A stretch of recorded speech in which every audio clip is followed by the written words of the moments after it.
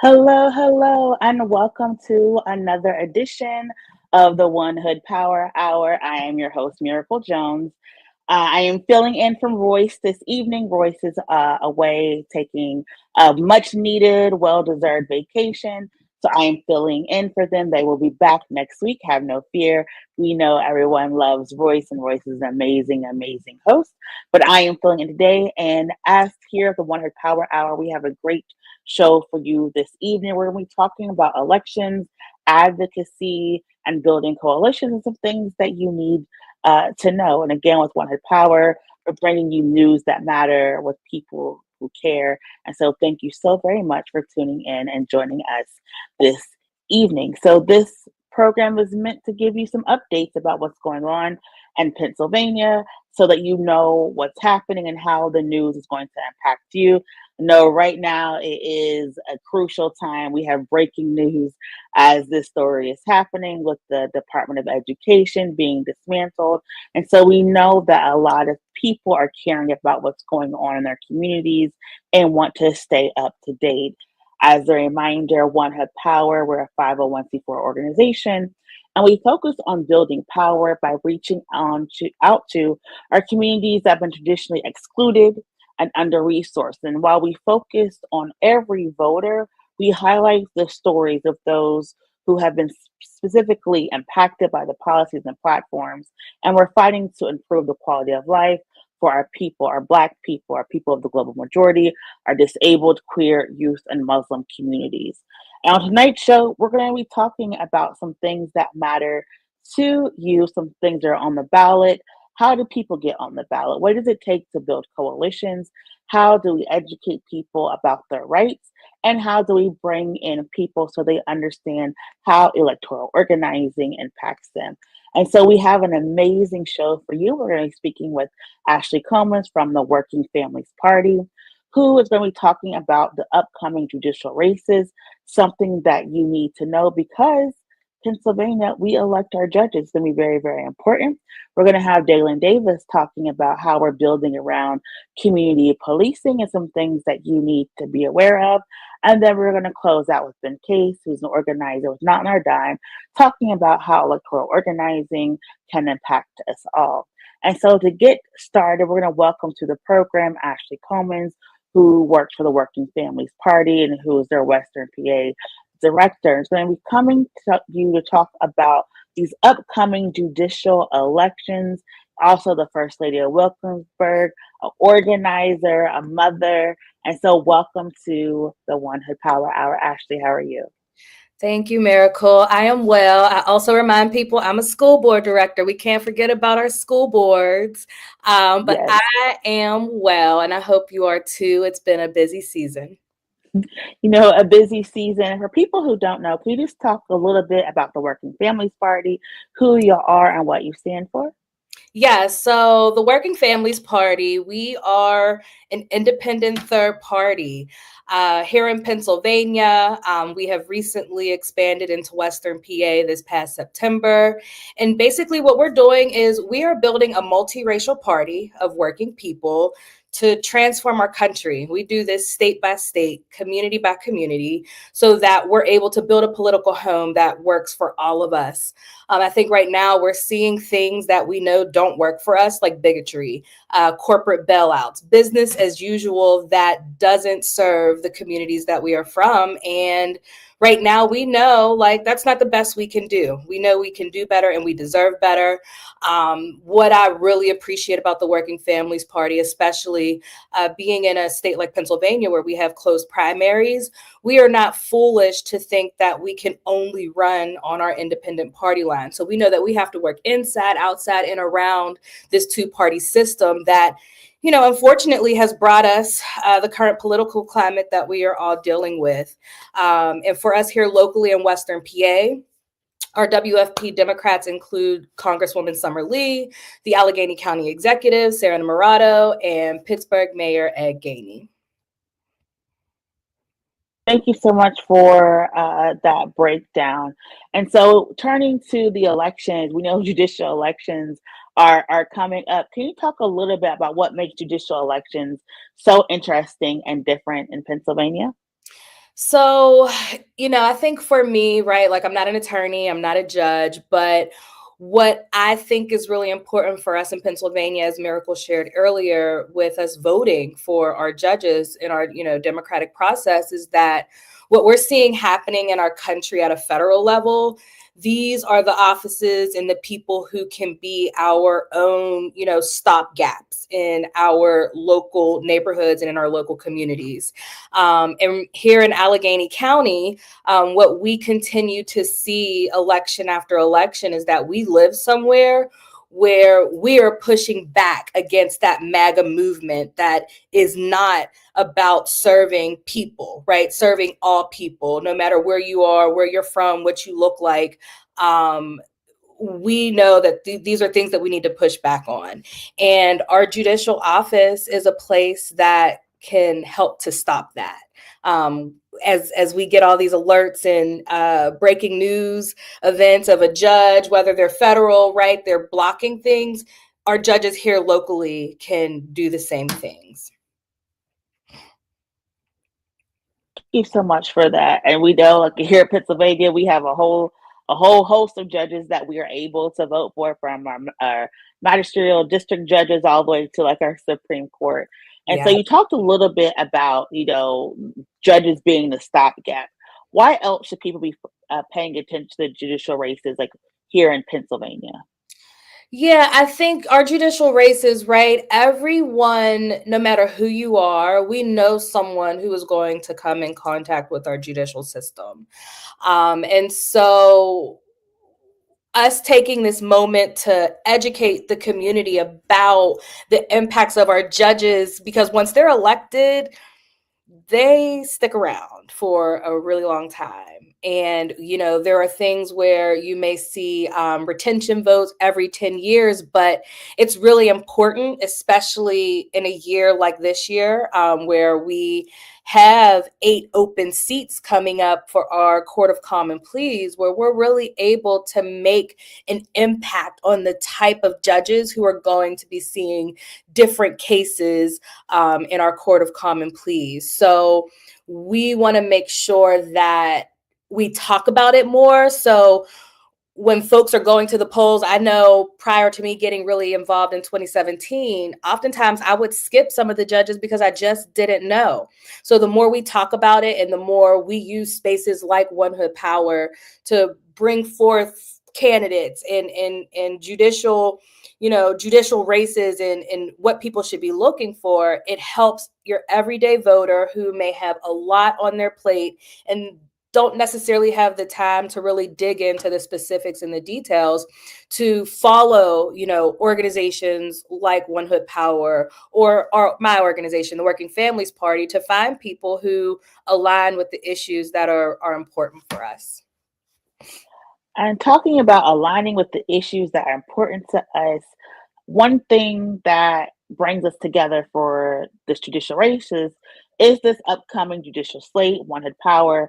We're very happy to sign on to this. Can you talk a little bit about what is judicial slate and what other organizations are involved in this endeavor?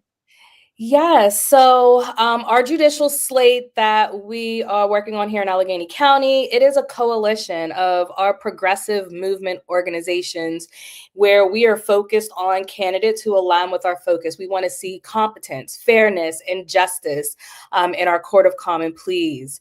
We did this originally back in 2021.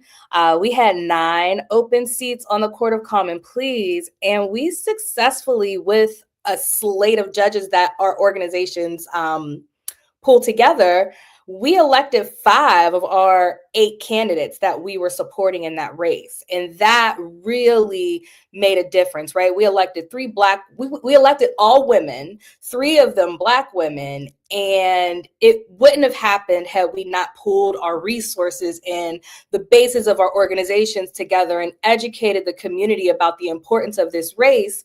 So when we did this in 2021, we did this with Unite, One Hood Power, Straight Ahead, and the Alliance for Police Accountability. And this year, we decided to expand that more with the Working Families Party now building our party out here in Western PA, in addition to Pennsylvania United and One PA. We know that we cannot do any of this work on our own. And I want to make sure I said all the organizations: Unite, One Hood Power, Straight Ahead, Alliance for Police Accountability, Pennsylvania United, the Working Families Party, and One Pennsylvania. Thank you. I think that makes it so important because all these organizations like coming together, like you said, the judges impact our everyday lives. And we mentioned that we're going to have 8 seats on the Court of Common Pleas. Can you talk a little bit about who these judges are and what is some of the work that they do? Yeah, so our judges in the Court of Common Pleas, they handle adult and juvenile cases, the criminal cases. They handle civil cases like lawsuits with money, property, disputes, appeals. They also do family law. So your divorce, your custody disputes, your child support issues, estates, trust, adoptions, guardianships. They handle a lot. And so the judges who are elected to these seats are going to be the ones who rule on the sentencing that may come out of whatever decision is happening in the courts. And, one thing that I always think about from just my own lived experience, when I first graduated from undergrad, I had a job with a group home, a shelter. And so I was the case manager, and I would have to go to court with children between the ages of 10 to 17. And I can honestly say a lot of times the experiences that I had in those courtrooms were not good. And, when we're thinking about our young people, when we are thinking about people who are, you know, most just marginalized and don't have the resources to really support themselves or advocate for themselves, having judges who have a full scope of just different lived experiences can help create outcomes that truly are focused on just like a more holistic approach and understanding how can we really address root causes that are, if we're thinking about recidivism, or if we're thinking about people or young people who have no control over the dynamics that they are dealing with, our courts have a huge play in that. And making sure we're electing good people is how we can begin to shift a judicial system that, historically hasn't worked for many. Thank you so much. I think it's also really important, like you said, a lot of people feel like the judicial system is not working for them, but now they get to elect the people who directly represent them.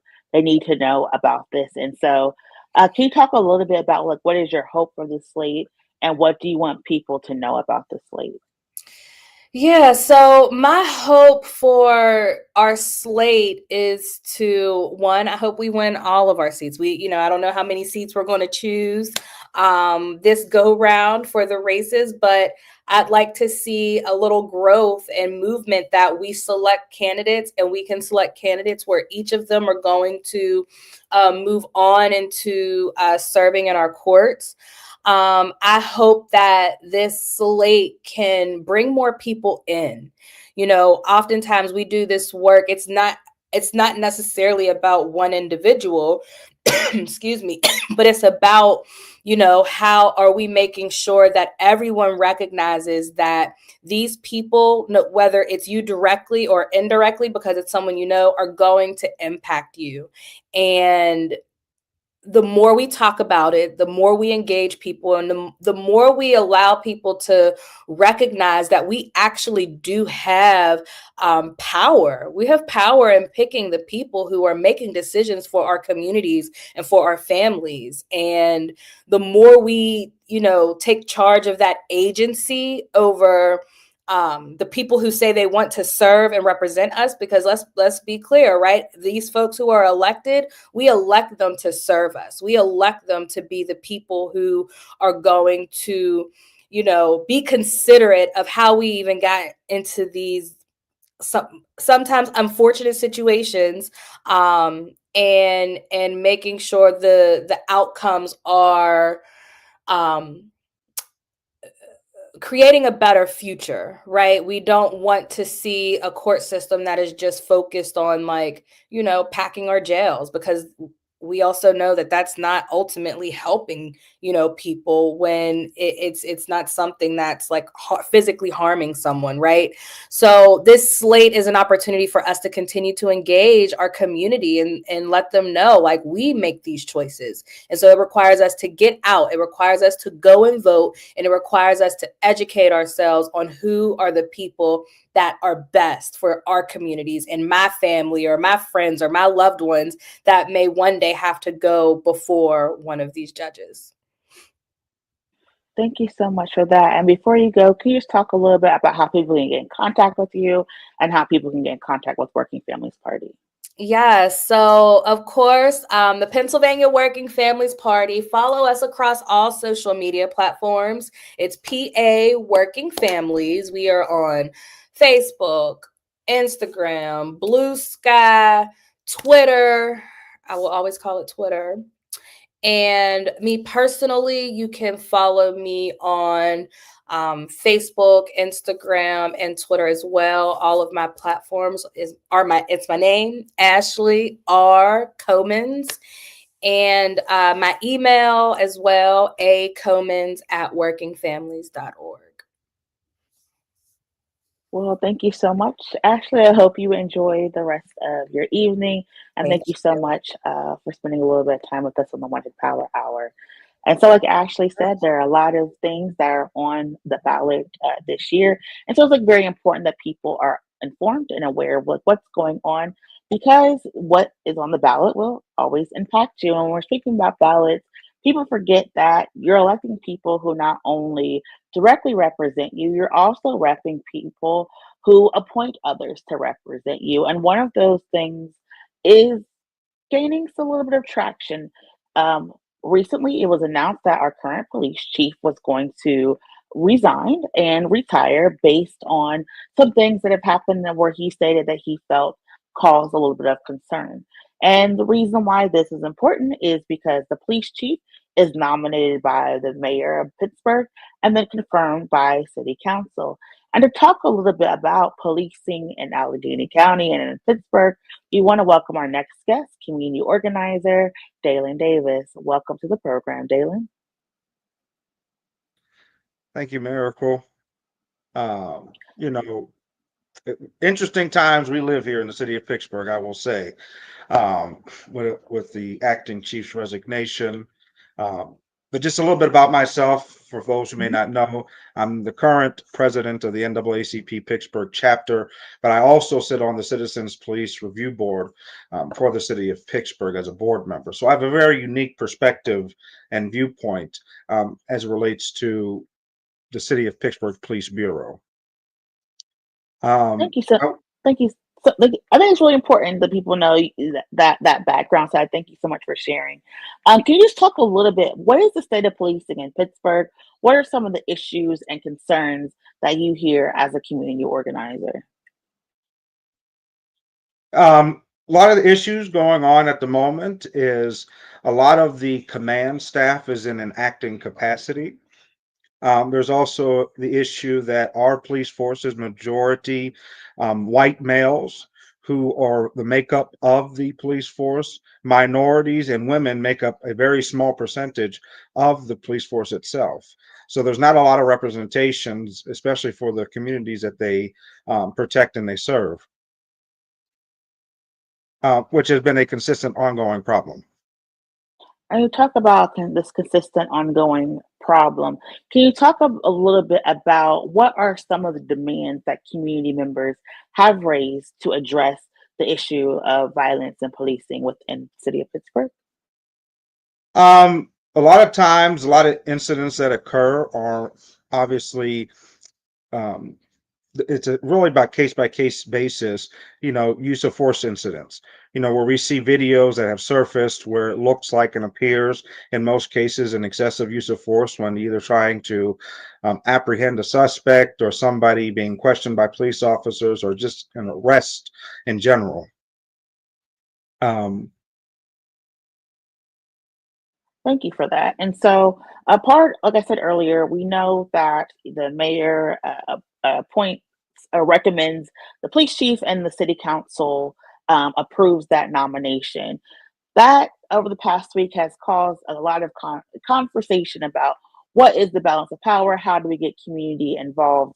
And there, during that conversation, there was a news report about a community meeting that some city council members had with various members of community. Can you just talk a little bit about what is this meeting and how that meeting came to be? yeah. So I forget what date it was, but I sent an email to Mayor Ed Gainey and to the rest of City Council. Once Mayor Gainey has chose his nominee, Acting Chief Christopher Ragland. At that time, it was important for myself, from the Black Political Empowerment Project and the Alliance for Police Accountability, that there should be some sort of avenue or town hall type setting, to introduce Acting Chief Ragland. It was never a question of his ability to lead the Bureau or the mayor's choice as far as his nomination to be the acting chief of police, but really just to introduce the man. Never, we had a lot of interaction with his predecessor, Chief Larry Scarrato, who was very active, very engaged all the time. So it was just, try to get to know the individual, try to see what his vision, his for the police department would have been. And there was a lot of community input. We had the Urban League, we had again APA, we had the Zone Council leadership for Zone One. A lot of people came to a meeting in response to that letter. And the meeting was called by Councilman Anthony Coghill and Councilman Teresa Cal Smith. It was attended by Councilman Bob Sharlin. Um, and the meeting, again, it was a lot of debate at the meeting as far as how many community meetings should there be, who should lead those community meetings, and it was a resounding community input that there should be 6 meetings. Those 6 meetings should be held and led by the zone public safety councils, all 6 zones, which would be supported by community organizations to get out the messaging and marketing in help with council and with the mayor's administration. Thank you so much for sharing that background. You talked about, there was a lot of debate, a lot of conversation with the meeting. What caused you to go into the meeting and what was your hope for the meeting? Yeah, I'm gonna call it, just collaboration. I think this is a community of Pittsburgh um, input. I mean, we're talking about the chief of police position. It's probably the third most publicly facing position within the city of Pittsburgh. It's also the most contentious position that anybody who gets the job is going to have to deal with, and just try to understand the person's personality, their management style, as well as their style in general. When majority of the time, the individual is not only responsible for protecting the rights of the officers in most cases, who are not only arresting, but also who may have shot your loved one, but also communicating to you directly as the family member of saying that your loved one is dead. So this position it is a dueling position. It's not just another director of a department within city government. It's more than that. And because it's more than that, it requires at least community input, understanding that obviously the mayor nominates his choice or her choice and city council confirms. But the process has become politicized because we are obviously in a year of an election, which is disappointing and disheartening. I do know for a fact that I know the acting chief Ragland had went on another talk show where it was stated by him that he thought that this was going to be a long, drawn out process of community engagement, as well as the ask from certain council members. As a community organizer and one of the people who was at the table when we came up with the decision to have these 6 meetings, that communication alone is entirely false. These meetings were to be done over a course of 1 month and to be consolidated in a more faster, expedient manner in conjunction with the mayor's administration. So when we see news article saying Mayor Ed Gainey didn't like the community input process or didn't like the fact that we had asked him to at least allow us to have a process where we could engage meaningfully with acting chief Christopher Ragland, it's absurd. And talk about shoddy journalism, but I mean, to actually talk to the people who are in the room, they should have done their due diligence. Yeah, so talk with people in the room. That's why, One Hood Power is here, because we want people to be able to tell their side of the story. And you talked about, the previous chief saying that this would be a elongated process. Can you talk a little bit about, you said 6 meetings. Where did the number 6 come from? Because some people don't know how many zones are placing there are in Pittsburgh. So can you talk about these 6 meetings and how you wanted them to function within this 1 month? Yeah, so every month, for those who may not know, each zone has a public council. So there's six zones. So there's 6 meetings spread out across the course of a month. Out of those public safety council meetings, they're really hyper focused on neighborhoods that those zones serve. Myself, in zone 3 has a public safety council meeting to address like South Side, Belt-Suver area or Allentown neighborhood, where zone 3 specifically encompasses. And again, the other 5 zones does the same thing for every neighborhood across the city of Pittsburgh. Again, there was no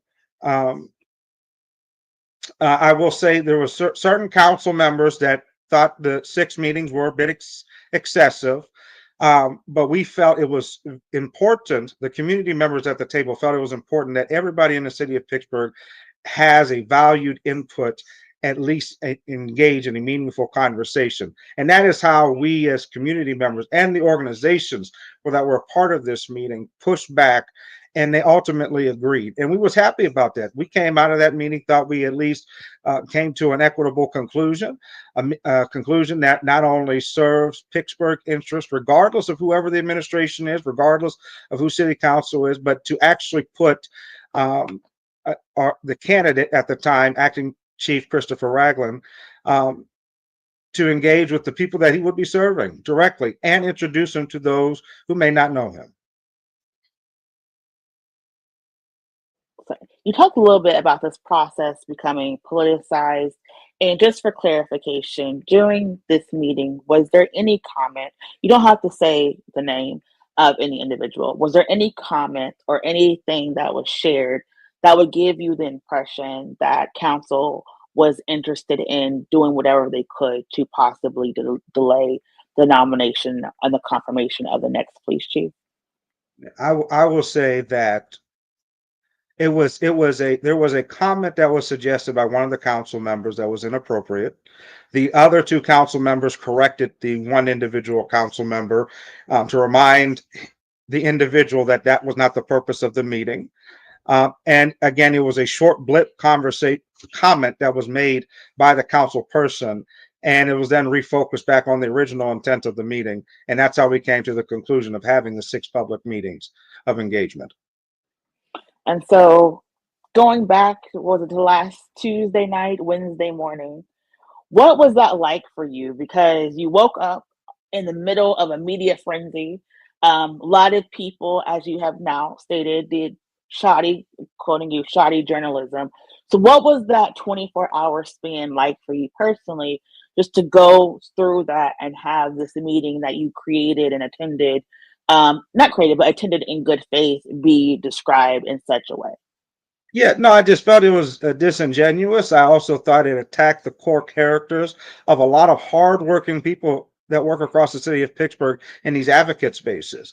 We left that meeting, with a resounding message and coordination and collaboration effort that in the 2 years that I have been the president of the NAACP, I have never seen where council, the mayor's administration, community activists all working towards in collaboration to bring, you know, community meetings to get people out and engaged to a position, again, that is probably the third most publicly facing position within city government.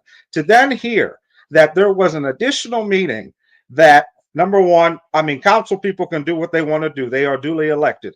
Okay. But to have an additional meeting to add additional pressures to an acting police chief who already is under a lot of pressure in order and has no real way of seeing a future, right? Because of the politicalness of the year that we are in. Um, to put additional pressures and ask on him that goes outside of what even the community activists has asked of him, you know, I don't blame him for stepping down or resigning. You know, at the moment, we have 6 people in leadership within the police bureau who are in acting status, not confirmed, not in a position of assistant chief. Even the current acting chief, Divine, is the last assistant chief of the police Pittsburgh bureau. Think about that. And we're talking about issues and command staff and zone commanders across the city of Pittsburgh that need leadership. And Mayor Gainey is right. Until this process can stop being politicized, until it can stop being some sort of backroom deals or negotiations, you know, this should just be on the merit of, is the person qualified? Do they have the temperament for the job? Does the community, you know, have a pathway to provide input for council to provide that confirmation? Thank you so much for that. And you talked about the 3 council individuals being at the meeting. Was there any communication to the rest of council to join in, to have a conversation about the 6 meetings? Can you talk a little bit about that process? Yeah, to my understanding, it was an open invitation to any council members who wish to attend. I do not know personally if they were invited to the meeting. My responsibility was to get community activists into the room that I thought that should be in the room. The only other person that I knew, at least knew about the meeting, and was asked at least by Councilwoman Teresa Cow Smith and Mr. Tim Stevens, was Council President Daniel Lavelle. That's the only person that I knew that at least had the knowledge and whereabouts of the meeting during its time. But subsequent to the meeting, have you reached out to other council members? Have you tried to get everyone to come together? Because you talked about council, the mayor's office, the community, and that's a heavy lift. So have you tried to do work to get other folks to come in and work together? Yeah, so I know my conversations personally, which I can only attest to. I spoke to Councilwoman Barb Warwick, who loved the idea of this meaningful community engagement. On the mayor's side, I spoke to Jake Pollack, who was helping coordinate with the zone public safety councils in order to bring these to fruition for this month. So you talk a little bit about, that's a heavy lift, right? Trying to get everybody together and the disappointment of seeing it described in the news in such a way. You're still doing this work. You're talking about, you know, getting these 6 meetings together. What is your hope for policing in Pittsburgh, and why are you continuing to push for these meetings despite the negative narrative that the media try to portray? Yeah, again, we living in some very interesting times, even outside of the city of Pittsburgh. You know, we have a federal government that wants to empower police departments across the nation with even more powers, with, you know, even more qualified immunity for the actions. You know, the president just had a State of the Union where he stated that, you know, if you shoot a police officer, that is a mandatory death sentence. Just imagine, you know, when officers shoot people in the public, there's no mandatory death sentence when it comes to that, even when it's proven that they were incorrect in the shooting and their policies and procedures. But to have something like that in reverse is just another avenue or pathway for departments to justify shooting people unjustly. You know, so we have to stay engaged. We have to stay involved. We need to know who the leadership is at every local police department across all municipalities. As people, we need to stay involved, regardless of the political battlegrounds that people may see or issues. We just need to stay involved. Specifically for the city of Pittsburgh, I hope that we have more Black officers. I hope we have more minority officers. I hope in the future that we have more women on the police force. Again, heavily 85% white male officer department. It is almost insane to think about that. And the biggest hiccup, that eliminates people from the academy is the physical agility test. We need to come up with our state legislative as well as our local municipality to find ways to help people pass that physical agility test. We want more people to serve in uniform. We want people to have representation that looks like myself and many other the neighborhoods across the city of Pittsburgh. But we just want more from our officers. And this is also not there are men and women in uniform in our police bureau now that serve with compassion, serve with the intent of upholding the law and not making a problem. They wake up every morning, they meet the demand that we put onto them as residents, and we also need to support those men and women. They have an incredibly challenging job. Thank you so much for that. And as you talked about what you're looking forward to and what you're organizing with, if there are people who heard what you said, they want to get involved, they want to talk, about what their ideas of policing and trying to bring people together, how can they get in contact with you? Well, yeah, you could search up my hashtags. I'm on Twitter. Again, just my name, Dalen A. Davis.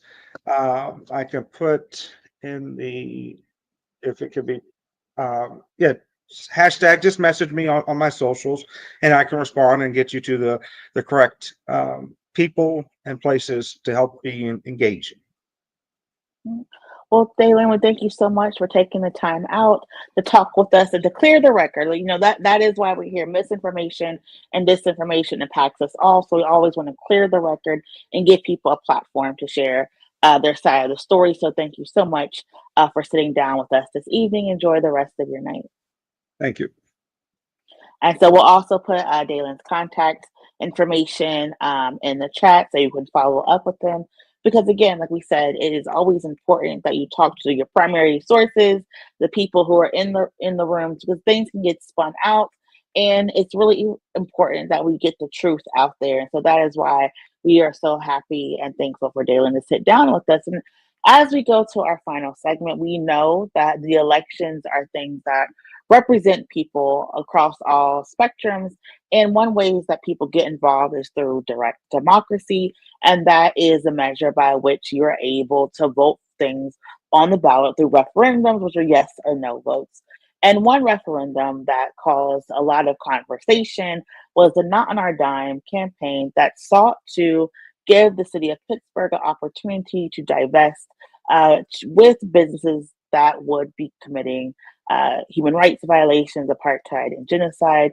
And to talk a little bit about this campaign, its past, its history, the status of the campaign, we want to welcome organizer Ben Case. Welcome to the 100 Power Hour, Ben. Thanks for having me, Miracle. It's an honor to be here. And we know it's a very hectic time. Just for our audience, a little background, can you talk a little bit about the Not on Our Dime campaign and why you got involved? Yeah, absolutely. As you just said, Not on Our Dime is a grassroots volunteer-led group that came together to put a referendum question on the ballot in the city of Pittsburgh that would let Pittsburghers vote on diverting our tax dollars away from foreign countries that are engaged in mass atrocities like genocide, ethnic cleansing, and apartheid. It was inspired by the need to take action to stop the ongoing genocide of Palestinian people in Gaza and the ethnic cleansing and apartheid regime that the state of Israel imposes on the Palestinian people. All that is being paid for by U.S. tax dollars. And as many people know, a majority of American voters have wanted a ceasefire in Gaza. A majority of American voters want an arms embargo on the state of Israel to stop the genocide and to stop the killing and to forge a path toward peace. But very few of our politicians, unfortunately, in either party, have been willing to listen to their constituents on this. And so it's, we came together to think, okay, what can we do about this? I've personally been involved in Palestine solidarity work since I was a teenager, both inside and outside the Jewish community. But in this particular case, I got involved with helping to start this campaign's predecessor, which was called No War Crimes on Our Dime, which was also an attempt to put a similar referendum before Pittsburgh voters in the November primary. So we were organizing for that last summer. And I got involved in that based on my day job, where I work for a labor center called the Center for Work and Democracy. And my job is studying ballot initiatives and referendums, and specifically how labor unions and social movements can use this tool to put policies that up for a vote, policies specifically that are popular with majorities of people, but which neither party is willing or able to pass. And so this, the summer campaign came out of conversations I was having with folks at the university encampment last spring, and thinking about, okay, this is one of those issues. This is an issue where we know a majority of people want to stop supporting the genocide, but the politicians aren't listening. Let's see if we could actually put this up to a vote and just decide this democratically. Thank you so much for that background. You talked a little bit about the purpose of the campaign as well. What was the community response to either campaign? You said there was 2 iterations. What had been the community response to these campaigns? So, really just an outpouring of support. I think this is something that we knew would be popular with a lot of folks, but really just overwhelming support. When you're trying to put a referendum on the ballot. So there's, a referendum can be placed on the ballot by city council. So you can sort of lobby city council, try to ask them to do it, or they can decide to do it themselves to put an issue directly before voters. But there's also this sort of citizen initiative model where you can gather signatures. There's a specific 7-week window you have, a certain amount of time out before an election. And, if you get your petition, approved by the Board of Elections, you can gather signatures on this petition to put a question before voters. And so the bar to do that in the city of Pittsburgh is quite high. You have to get 10% of the previous elector vote in the gubernatorial election. And that works out in this case to 12,459 signatures that you have to get from registered Pittsburgh voters within a 7-week period. So it's a very high bar. It's difficult to do. And so it would be difficult to even start something like this if you weren't working with something that was very popular. But in this case, really, there was an outpouring of support. We spent a lot of time talking to folks on the street. We were doing this canvassing in the winter. This was a very cold winter. It wasn't that comfortable. We were out there, talking to folks who were coming out of the grocery store, who were freezing, who were, going in and out of maybe their places of worship, or just walking down the street in different places where they might be gathering. And a lot of people just light up when they heard it, and they just see it as like, this is a way to actually do something. We see this killing going on in Gaza and across the occupied Palestinian territories. We see it on social media. We see it less, unfortunately, on legacy news these days, but we see it all over social media, and there's a feeling that there's nothing we can do about it. So all of a sudden someone's here and says, hey, there's a petition. Actually, we could divert our public money away from this. And you could say, we don't support that. And so a lot of people were really, really eager to sign and get involved. We had hundreds of volunteers involved collecting signatures. We had, community groups. We had churches. We had other places of worship. We had businesses, all sorts of people who offered help and support. It was really fantastic. And I would just add, I think there's a lot of reasons why people wanted to support this.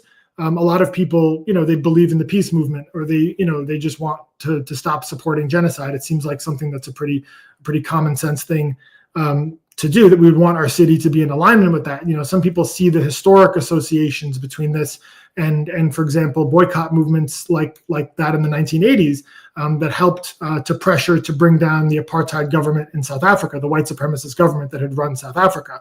And there's a boycott movement that started with a city, actually. It started with San Francisco divesting, and it spread to other places and states, and then it became national policy. Other people, they see this as actually beneficial to people in Pittsburgh. Dalen was talking about the need the need for real accountability and transparency with the police. The one of the things that the Israeli military does during the genocide and during the occupation in the Palestinian territories is they allow companies to test technologies and techniques of repression, of surveillance, things like this on the Palestinian people.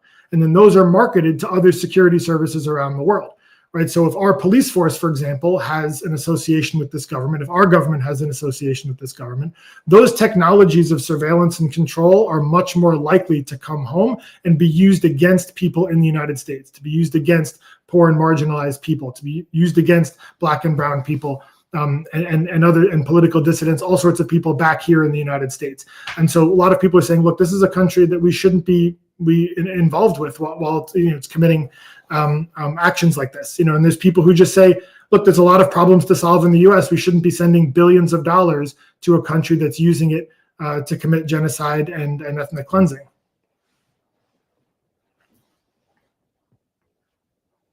Thank you for that breakdown. And so we talked a little bit about all the people that were working and involved in this campaign. Can you just, I know you're still dealing with a lot of it, but can you just talk about what led to the referendum being withdrawn? Yes, absolutely. So we submitted over 21,000 signatures on the deadline. So quite a bit more than the minimum threshold. And the way the process works is the Board of Elections does a facial review. They sort of look it over and they say, how many of these look like these are legit signatures that are in the city of Pittsburgh. And then after that facial review, they say, okay, if it has more than 12,459 signatures, then provisionally it would be on the ballot. Now, there's a 1 week period where people can issue legal challenges to any part of the proposed legislation. So in this case, we had 2 legal challenges that came. Well, there were 3 originally, but one of them was withdrawn almost immediately. So there were 2 legal challenges that stood. One of them was brought by City Controller Rachel Heisler, and that challenged some of the wording and the sort of saying that this was, not going to be implementable by her office and all sorts of things, which I'd be happy to talk about that. I think none of that is true.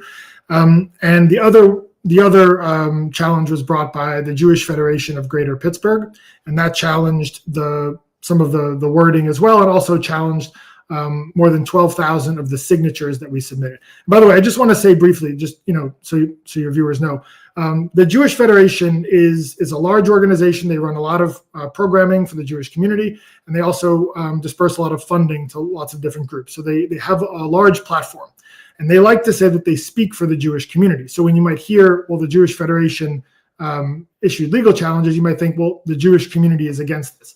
They like to say that. That is not true. There are many Jewish people who are shocked and appalled by what's happening in Israel and Palestine. I'm one of those people. There were many Jewish people who were involved in organizing this, and many Jewish people who signed. So that organization, again, they like to say they speak for this community. They really do not speak for the entire community. But anyway, so they challenged the wording and the signatures. We are very confident. The attorney we worked with was very confident that the wording challenges would not stand, but the signature challenges are really the thing that they were using to try to get this thrown off the ballot. And so signatures are challenged on all kinds of bases. Some people would sign and they didn't live in the city of Pittsburgh, so that does not count. That's true. That should not count toward the total. Some people aren't registered to vote at all. That's true. That should not count. There were also people, however, who were registered in the city of Pittsburgh. I should also say, by the way, there were some that were challenged because they were illegible. Gathering signatures in 0-degree weather in January is quite difficult. Sometimes pens don't work very well, so there were some signatures that were hard to read. That's just a difficult challenge we had. But yeah, so the main reason was that there were some people who were registered voters in the city of Pittsburgh who signed the petition with an address other than the one that they were registered to vote at. So for example, if someone just moved recently, maybe within the same neighborhood, so their polling place doesn't change, and they didn't re-register their new address, and they wrote on the petition the address where they live, not the address where they're registered to vote. So in the past, that's been something you could argue over in court to show, look, this person is a registered voter in the city. That's supposed to be the signatures that you need. However, there is a provision that was slipped into Act 77, which is known for, that was a 2019 state law that's known for expanding mail-in voting. But there was a provision slipped into that said that if a signature for a petition, for a candidate or for a ballot measure is challenged, and it's found that the person didn't write their registered address exactly as they're registered there, then that signature is thrown out and cannot be fought for in court. So based on that, a number of people who are registered voters in the city of Pittsburgh who signed this petition, their signatures were not allowed to count toward the total. And based on that, our total number fell below 12,459 signatures. And as a result of that, as soon as as we discovered that in our data verification, we withdrew the petition.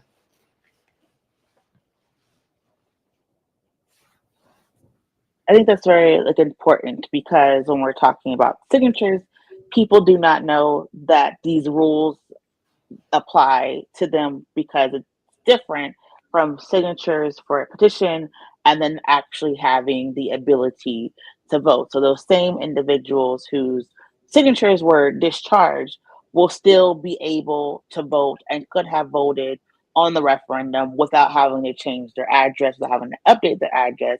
And more so in Pennsylvania, you have one election year, one election cycle to update your address. So you're able to vote provisionally and you're still able to vote. So that is something that I think that, again, people have to be very aware of and mindful of the rules when it comes to participating in the electoral process. And one of the things that also kind of marred the campaign was the response or the pushback. There was doxing, there was harassment, there were allegations that people, once folks realized that they had signed the petition, their employers were being contacted, their friends and family members are being contacted. Can you just talk a little bit about some of the negative responses to the campaign?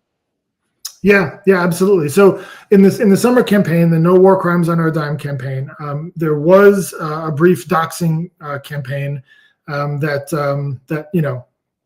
people who didn't want this to go to a vote used to try and intimidate people. It was in this case, when we're trying to put something up for a vote, it's a bullying tactic that it's meant to make people feel vulnerable. In some cases it succeeded in terms of contacting people's employers and making those people feel very very uncomfortable or feel threatened. I'm not aware of that happening, certainly not to the same degree in this campaign, the Not on Our Dime campaign. But by the way, if you did have that experience, please get in touch with us. We want to know, we want to provide support. But I'm not aware of that happening to that degree, certainly, and possibly not at all in this particular campaign. And I think that's really important because, in part, as a response, when someone does something like that, again, to try and make it seem like this is something shameful, to try and make it seem like this is something that should be a problem, that someone would sign a petition that says that voters should get to decide on an issue, that means that's very important to a lot of people, right? That should be a reason why someone should be pressured to lose their job or otherwise, is really gross. And I think the response being, okay, fine, we're going to do it again, and we're going to get even more signatures this time, and we're going to be proud to stand behind this and say, no, we think people should be able to vote on this. I think it's a powerful response. This is not something that's that can be swept under the rug. This isn't something that's happening that's frankly should be threatening to anybody. I mean, this is something a lot of people care about. A lot of people want to do something to stop the killing that's going on, that's being paid for by our tax dollars. Right? We know from as many Israeli generals who've said that this could not go on for another day if the U.S. did not provide weapons and money and political cover to support it. So that's our responsibility to do something about that, and to say that the way we want to do that is we want to put it to a vote. Right? I want the people who disagree with us to be able to register their vote. That's what is supposed to happen in a democracy, right? There's an issue that a lot of people care about. Let's put it to a vote to decide what we should do. That seems like a common sense way to go about things. And so, again, as a response, we not because of that, but a response was coming back and saying, okay, we're going to do this again. We're going to show that this is incredibly popular, and this is something that the people of Pittsburgh want. I actually want to go back, if it's okay, for a brief second, though, Miracle, because you said something that's really important about learning about this process, and not a lot of people know about these things. The mechanisms of direct democracy are in many cases designed to be difficult to use. And in a place like Pittsburgh, where it's not used very often, there's just not a lot of institutional knowledge even about how it's supposed to happen or what the rules are supposed to govern it. So part of this was also an experiment with saying, okay, let's actually try to use this mechanism. Let's try to put something to a vote. Let's see how it happens. Let's try to understand better. And sometimes you understand the most, unfortunately, when you get legal challenges like this. So something people, I'm sure a lot of your viewers are aware of the 2021 ballot measure to pass Breonna's law, right, to ban no-knock warrants in the city of Pittsburgh. So that campaign submitted an almost identical number of signatures to what we collected, 21,000 and change, right? But those signatures were not challenged. So the Board of Election did their facial review and said, this has more than enough signatures. It went to a vote. And that initiative passed, I believe, with 80%, maybe more than 80% of the vote. Right? That was overwhelmingly popular. That is a landslide in American elections, right? So we gathered a similar amount of signatures, but we learned things about the challenges because previous initiatives hadn't been challenged in terms of the signatures that way. And by the way, were it to go to a vote, I believe this would pass in a landslide as well. And you talked about like going to a vote, and you talked about earlier there was two ways for a referendum to be put on the ballot: one through direct democracy, the citizen model, and the other through city council. City council passed what they hoped to be two referendums to be on the ballot in order to stop your referendum. Was that also something that you had to learn about? Were you prepared for that, or did that come as a shock? I mean, I don't know that it certainly didn't come as a shock. I guess the only shocking part, to be perfectly honest with you, was that city council members thought, not all, I think it was Erica Strasburger and Bobby Wilson, thought that this would in some way, like contravene what we were doing. I actually don't think they did. And that's what we showed up to the comment period. A number of us did, including myself, and said that. And said, like, I'm not really sure why this is being framed as though it's against what we're doing. I mean, the one of them had to do with basically anti-discrimination laws. Like, discrimination against protected categories is already illegal. They wanted to add some categories about, association with a foreign country or something. That frankly has nothing to do with what we're doing. Like, if Not on Our Dime had passed, it's about public money. It's about tax dollars. There's also a bit about transparency, about like the controller issuing a statement, being more clear about where our public money goes. But that's just about our tax dollars. Like, people who wanted to put an I Stand With Israel sign in your window, it has nothing to do with those people. People could send their personal money if they wanted, right? So it really had no impact at all as far as we could tell. I think, maybe they were trying to sort of imply or say that somehow it was discriminatory, but it's just very clearly not, at least to me and to our campaign. The other one had to do with saying that nothing could be passed locally by ballot measure that contradicted with federal law, which, I mean, frankly, seemed like a bad idea at a time like now to say, like, we shouldn't be allowed to do things differently than the federal government. But also that kind of is the case anyway, so it didn't seem to change existing law very much. So to be honest, I was perplexed at why they were sort of arguing so strenuously that this was against what we were doing. But again, it's like we showed up, we said that, we offered comments to say that it seems like you're trying to do this to stop our campaign. I hope you're not missing something that could have a side effect in some way that you're not thinking about. But in general, we support, certainly support anti-discrimination. We should strengthen anti-discrimination legislation. So as far as I'm concerned, no problem there. And so I think the question a lot of people are asking, and if you don't want to answer it now, it's okay. Do you think that there's going to be another iteration of this campaign, like the third time's a charm, or do you think that the group, because you're a group of volunteers, is going to step away and just rethink a different strategy? Yeah, I do I think it's too soon to say. I think we have to do more talking with the folks who are pouring themselves in. I mean, this is an incredibly difficult undertaking as a volunteer campaign. I can tell you certainly, as someone who has a full-time job and is a father of a toddler, it takes a lot out of you, and people are really, really committed to it. And there's a lot of folks who are involved. There's a lot of groups that endorsed as part of the coalition. There's a lot of community members who are involved. And so we have to have a lot of conversation with folks to see how people are doing. We have to do a postmortem analysis to see, what we think, if it makes sense to try it again, or if it makes sense to try something else. I mean, I can tell you that the support we got, that doesn't go away. The fact that the people of Pittsburgh and the people throughout this country, they want the genocide to stop. They want to stop sending U.S. money and weapons to countries like Israel that are committing genocide with those resources. And so that's not going to go anywhere. So, the folks who would want to close off democratic avenues to that, they're not going to stop the energy. They're not going to stop the fact that this is something that's, I think, should be a pretty simple common sense value that we should have. Like, there's certain things that we have to put our foot down and say, we don't want to support that. So that's not going to go anywhere. So I think there's just going to be a lot of conversations about where the movement goes from here. And so my next to last question is, obviously, for the past 24 to 48 hours, there's been a lot of focus on the way the Trump administration has been responding to protests and organizing. Is there any type of fear that you have that with continuing this type of organizing, that you may also run into pressure or even engagement from the federal government in a negative manner?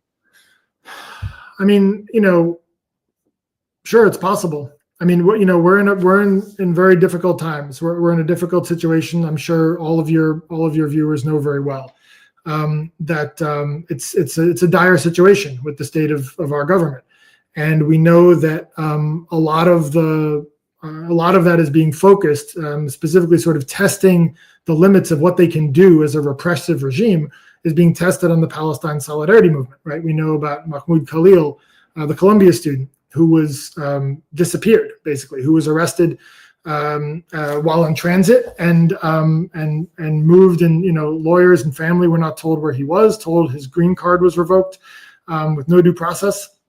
And things like this are test cases to see what they can get away with. So I think it's incredibly important that that as a movement and in general that we recognize what's happening, and that we recognize that the worst thing that we could do would be to back down and say, okay, we'll keep our mouths shut about our tax dollars being sent to a government that's committing genocide and ethnic cleansing with that money. That's the worst thing we could do, would be to validate that they can sort of intimidate us out of saying that. This is something that a majority of people want. Majority of people want to change the policy on this. Again, we're supposed to live in a democracy, and we do until we don't. And so I think it's incredibly important that we stand with each other, with the people who are protesting, for Palestinian people's right to exist and to have self-determination and safety and all that, and everybody else as well who's engaged in similar types of struggles. So I hope people in Pittsburgh recognize that, just like I hope people all across the country recognize it. This is a time that we really need to be arm in arm with each other and recognize that our shared safety and our shared good comes from taking care of each other. So, thank you so much. No, I appreciate that. And just as we wrap it, I know you said there's stuff still in motion. There's still got to be the post moratorium. If people want to get in contact with you or get in contact, with the campaign, how can they do that? Sure. Yeah. Please do get in touch. So we are info at notonourdimepgh.com. We are also on Not On Our Dime PGH on Instagram and Blue Sky. So yeah, but by all means, get in touch on any of those platforms. You can contact me personally as well if you want at ben@responsivedemocracy.us. So, by all means, please get in touch. Let us know what you think. Let us know if you want to get involved in conversations about what comes next. Thank you. And I saw in the comments somebody said maybe a statewide, effort next. So not to put that pressure on you, but again, thank you so much, Ben Case, for just talking a little bit with us about direct democracy and building coalitions. And so that has been our show for this evening. I want to thank you all so much for tuning in and paying attention. I want to remind you that Royce Jones is the moderator and the host of the One Hub Power Hour, and we'll be back on the show next week. Talking a lot more about what's going on in Pittsburgh. And so thank you so much for tuning in. A couple of reminders. If you are in, particularly for us here in Southwestern Pennsylvania, if you are in the 35th district, you have a special election on March 25th.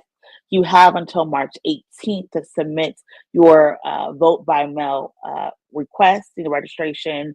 Apply to a vote by mail. The registration deadline to vote was yesterday on the 10th. But please make sure if you want to vote by mail, you request that mail-in ballot by the 18th of March.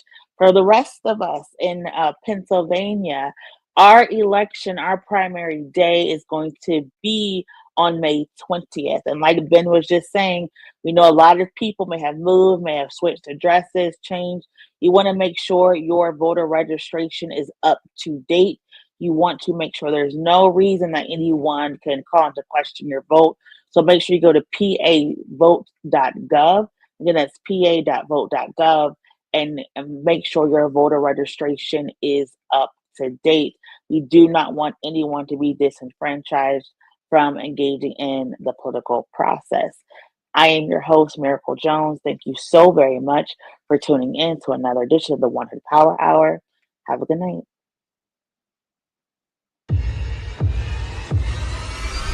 Hey everyone, it's Miracle, host of Brunch with the Black Men. These people intend to kill me, keep me in prison. I am so happy to announce we have season 2 of Brunch with the Black Men. And I could never understand why my heart would race and my hands would get sweaty. So make sure you join us as we go on this journey with Black men as they heal themselves, talking about their own journey as we eat to feed our souls. All of my brothers have been in jail, and 3 of them have been in prison. You know what I'm saying? Of course, I've been in jail as well.